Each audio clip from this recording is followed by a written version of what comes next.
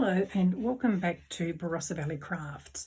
Today we're going to make a card that's called, I guess, a twist and pop card, because when you open it, the inside will twist and it pops out. So just to show you, so obviously this is a blank one, but we're going to make the same thing. So when you open it, it will twist and pop.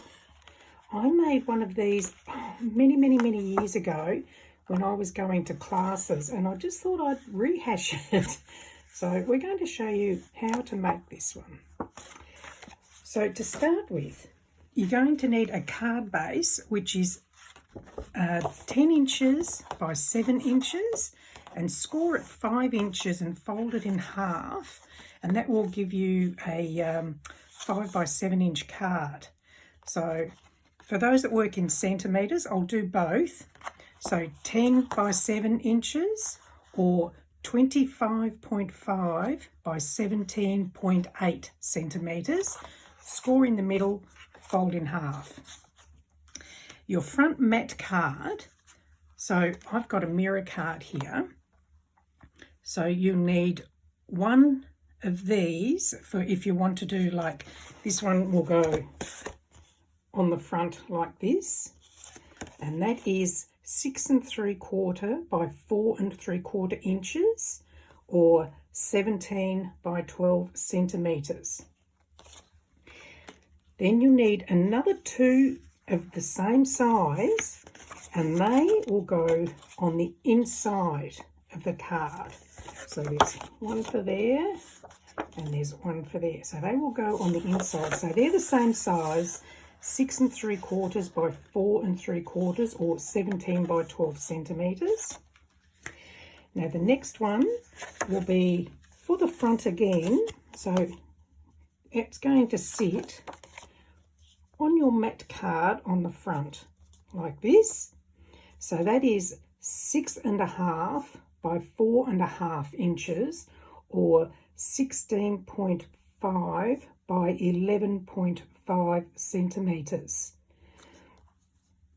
Okay, so that's those. Then you will need 4 pieces that are 2 1/4 by 3 1/4 inches, which is 5.5 by 8 centimetres. So you'll need 4 of those. That's what we're going to use to decorate on the inside. Then you will need another piece of card. So this one will be 10 inches by 3 1/2 or 25.5 by 8.9 centimetres. Now you're going to score this card. So if you haven't got a scoreboard, you can just use a ruler and a stylus, or if you've got a bone folder, you can use that. And you would make marks at 2 1/2 inches, 5 inches and 7 1/2 inches or 6.4, 12.8 and 19 centimetres.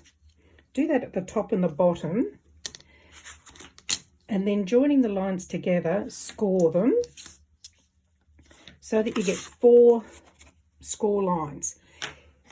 If you don't have that, what you can do, another way to do it is if you fold the card in half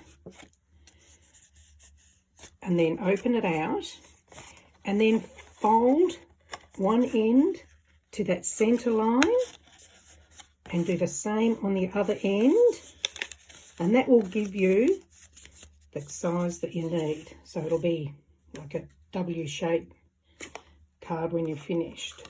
Okay. And for the last piece, now this one's a little bit trickier. So this one is 8 inches by 3 1/2 inches. Then getting a ruler, you need to put a tiny little mark at 2 3/8 of an inch. So you can use a biro or a pencil, then you can rub it out. Just 2 3/8 of an inch. And then another mark at 5 5/8 of an inch. So that's 2 3/8 and 5 11/16. Sorry, I think, what is it? Did I say that right? I'll say that again. On the long edge, mark at 2 3/8 of an inch and 5 11/16 of an inch, or 6 centimetres and 14.5 centimetres. So do that at the top and the bottom of the card. And then at the side of the card, put a little mark at 1 3/4 of an inch at each end. Then basically what you're going to do is, with your ruler and your score tool, if you haven't got one of these, which is just like a little ball pointed tool, or a bone folder, you can use either or. Going from one mark to the other, do a score line, and then again the other way, do another score line, and then from one end to the other, do another score line. So if you were to draw this, it would look like this. So that's what you should have by the time you've joined up all your little marks. Then what we're going to do is fold it. So you're going to, on the score lines, fold it that way, and fold it that way, and then fold it that way. Then we're going to make like a little house. So we're going to, let's see, here we go. So we're going to fold it in like that, and again on the other side. So once you've done that, you burnish your fold lines, and you'll end up with a shape like that. Okay, if it crosses over a little bit, it doesn't really matter that much, but basically it's like a little house shape is what you will end up with. Okay, so then once you've done that, just pop that aside. Now we're going to start putting the card together. So get all our pieces again. Right, now I'm just going to move this away again. Okay, so starting off with your base card, get your matte, your first matte card. Now, because I'm using mirror card, I'm going to use double-sided adhesive, because when using mirror card, if you use, oh, whoops, I've grabbed the wrong tape. There we go. I wanted a wider one. When you're using mirror card, use double-sided tape, because using glue, it will, from the front of the card, when the glue is dry, you can actually see the outlines of the glue through the mirror card. And when you're sticking onto mirror card, again, use double-sided tape. Because mirror card is non-porous, if you use glue, when the glue is dry, it will just pop off. So you don't want that to happen. So that's why I use double-sided tape. Okay, so now if you're a bit scared about using double-sided tape, because quite often, once it sticks to the paper, that's it, you can't lift it. A good way to do it is peel back just a little bit from one piece, line your card up to where you want it in place, then push that end down that's already had the tape, backing tape removed, and pull it out, and then you can push it into place. Then just remove the remaining tape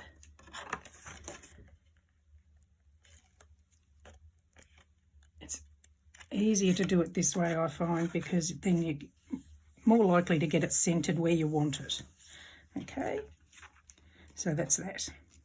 Now what I did earlier to save a bit of time was I've already pre-decorated the front of my card. So I've stamped Happy Birthday Mate, then I've stamped the windmill, embossed it, and then cut it out.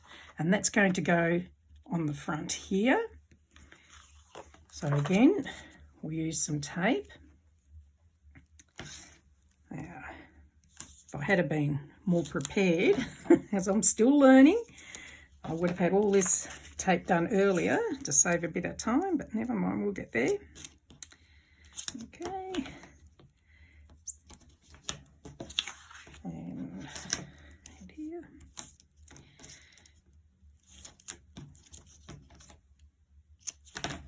And the last bit. Now this tape, this red one is, wow, it's really strong. And basically once it touches the card, that's it. It's stuck. Okay, so doing the same thing again, we'll just peel a little bit away and line it up on the matte card. That looks pretty good. There we go. Oops. Mirror card's a bit slippery, so okay, we'll do that. Oh, did it stick down? What have I done? I use the, here we go. All right, try again. That's what happens, it's stuck. Let's see if I can peel it off. Oh, got it. All right, let's try again. So we'll start at the bottom this time and do that bit last. Make sure it's in the right spot. Attach it and then remove the rest of the backing tape. So it's very easy to put them in the wrong spot. Anybody can do it, even those that have been doing this for many years. But there we go. So that's the front done. So now we're going to, oops, on the inside.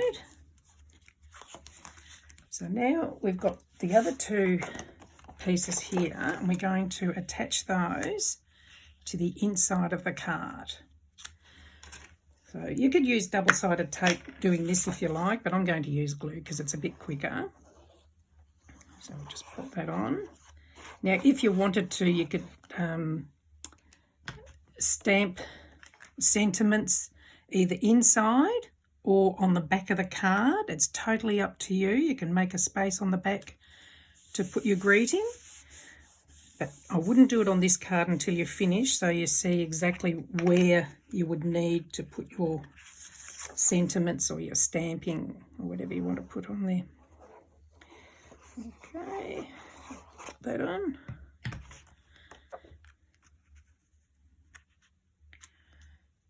Here we go. Okay, so that's those parts done. Now we'll just pop that aside. So for our next step, we've got all these little pieces here, and again I have stamped and added die cuts to those earlier just to save a bit of time. So now we're going to stick those onto these. So if you wanted to, you could do more mats and layers if you wanted to, but I don't know, sometimes it makes it a bit too thick if you add too much. So we'll do that one. And next one. And this is also a good way if you've got lots of scraps, you can use up scraps. I'll do a tutorial soon on how to use up some scrap cards. Oh, whoops. I meant to put that one there. So that I've got a die cut and then a stamped piece, a die cut and then a stamped piece. Good job that wasn't an instant glue. There we go. And we'll put the last one on the end. So if you wanted to, you could even put your to and from on this piece. So there's no hard and fast ways to do things. Anything's changeable. Do things to suit what you want. Oops. Glue's got a bit of wiggle room, so There we go. Okay, so that's that. So now when you fold this, you want the centre one to be a hill fold and then the two outer ones to be a valley fold, because it has to go into, if we look at this one, this bit has to be at the top. So when it opens up, you need to make sure it's going to be the right way. If you do it upside down, then when you open it up, it'll be upside down. So then using this, we're now going to, this is going to be attached into here. But now when you're doing it, you need to make sure, because this will get stuck into here. So this, you do not want that coming past the front of the card. So what we're going to do is just put a finger there so we know where, actually what I might do, get away. If we sit that there, line that up there, I'm just going to pop a little mark there and a little mark there. Actually, no, I'll flip that over and a little mark on the other side.